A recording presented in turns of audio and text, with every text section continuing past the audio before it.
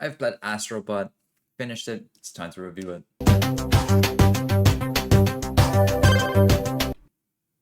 So, welcome back to a brand new video.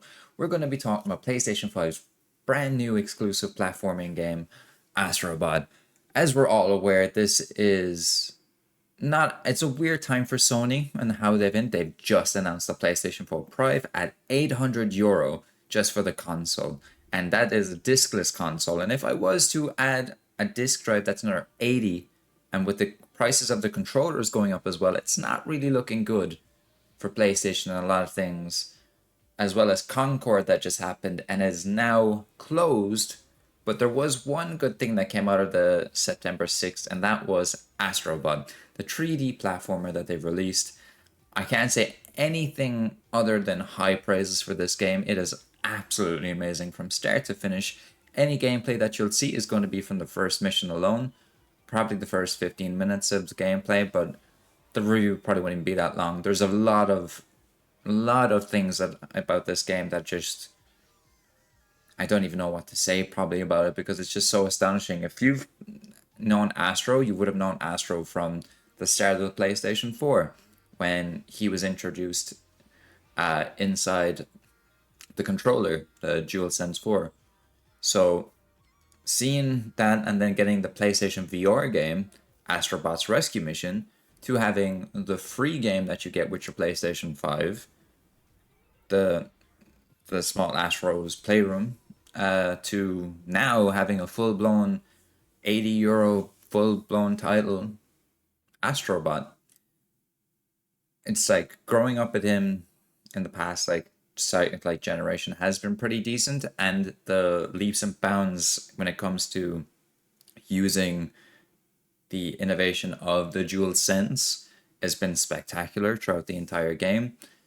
But Team Asobi, they know exactly what they're doing. Like, you can tell that they care a lot about the history of PlayStation. I know that they spoke to Sony about having this game come out around this time, which is the 30-year anniversary.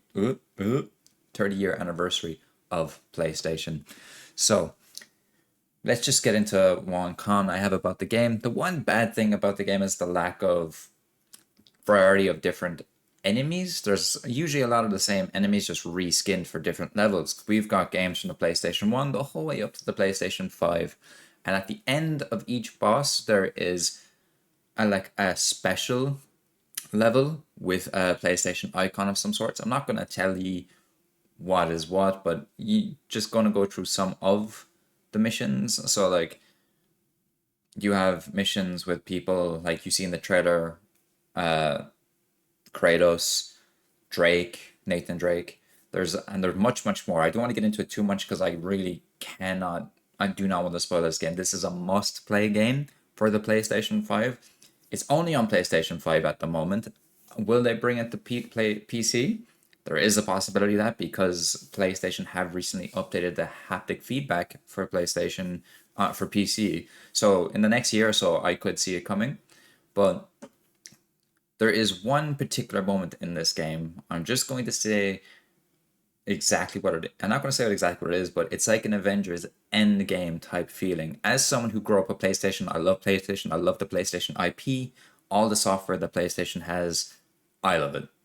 And playing this game absolutely just blows it out of the water with how amazing the history of PlayStation is.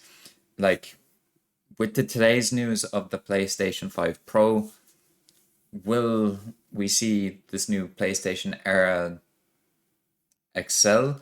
This is rated a 92 on Metacritic at the moment, from what I can see. Like, PlayStation need to continue with this type of stuff. Like, this game was developed and made in under 3 years. Under 3 years.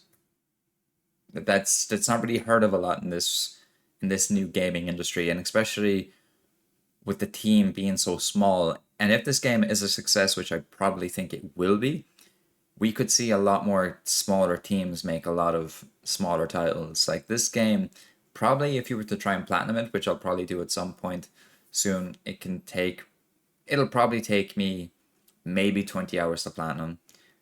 Especially if you have PlayStation Plus with the game help, you can find all the other bots easily, all the puzzles, the collectibles, you can find all of that quite well. But yeah, I can't say anything but high praise for this game. The fidelity, the way it looks, the way it plays, the innovation to the controller and how they use the dual sense. Everything about this game is fantastic.